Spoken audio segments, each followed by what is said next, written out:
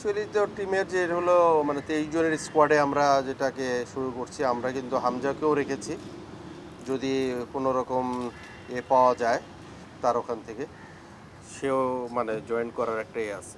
কারণ সেই হোপ আমরা কোনো ছাড়িনি, সে যেহেতু স্কোপ আছে সেই জন্য 24 জনের একটা স্কোয়াড আমরা করেছি, সেখানে হামজাও আছে। হ্যাঁ, অফকোর্স আমরা তো ওই গ্রাউন্ডে চেষ্টা করছি।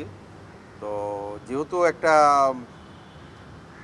আছে যে পাওয়া যেতে পারে এরকম, তো সেই জন্য আর কি আসলে ওকে নিয়ে ক্যাম্পেয়ার 24 জনের স্কোয়াড ঘোষণা করা হয়েছে।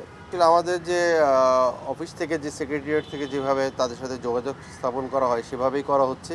ওদের স্বপ্ন পূরণে পাশে থাকতে পেরে আমরা গর্বিত।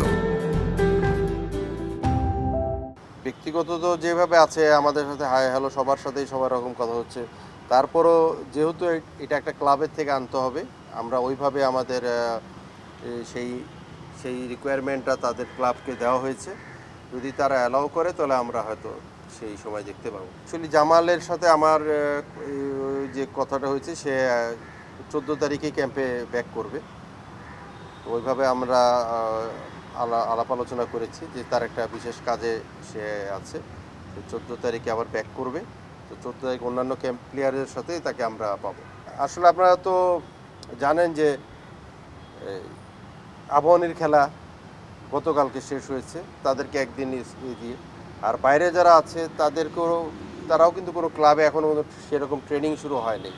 তো যেহেতু আমাদের সব কোচিং স্টাফ সবাই চলে আসছে, সেই অর্থেই আসলে আমরা যতটুকু পারি যে আমরা আজকে থেকে শুরু করলাম, জাস্ট আমাদের নিজেদের যারা আসছে চলো আমাদের নিজের এতে থাকলো, আমরা সেটাকে নিয়ে আগিয়ে যাবো আর কি প্র্যাকটিস সেশন থেকেই। আমরা ছবির সময়কেও চিঠি দেওয়া হয়েছে, কিন্তু আসলে তো ওই সময়ের খেলা ও ছাড়বে না, ক্লাবটা জানিয়েছে। পাবলিশ করা হয়নি এখনও, যেটা পাবলিশ করা হয়নি যদি মানে, কারণ আমাদের দলবদল চলমান এখন, যে 24 জনের স্কোয়াডে আমাদের এখন দলবদল চলমান আছে।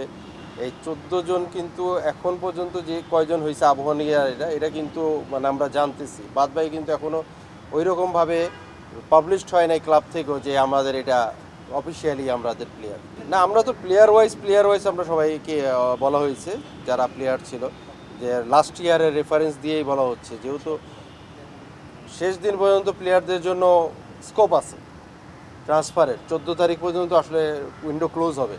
তো সেই ক্ষেত্রে 14 তারিখের পরে আমরা পাবলিশ করবো, সব টিম সবাই জয়েন করার পরেই।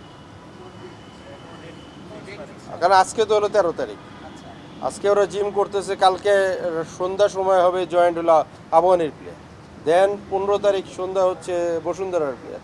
তো সেই ক্ষেত্রে আমাদের কিন্তু এই জিম আর এই সেশনটাকেই আমরা প্রাধান্য দিচ্ছি। তারপরও ওয়ার্ক করতেছে কোচ এটা একটা ডিসিশন নেবে যে আমরা মাঠে যাবো কিনা। For more updates, subscribe to our YouTube channel and click on the bell icon. Follow us on Facebook and Instagram. Download T-Sports app to enjoy exciting games and highlights. Visit tsports.com.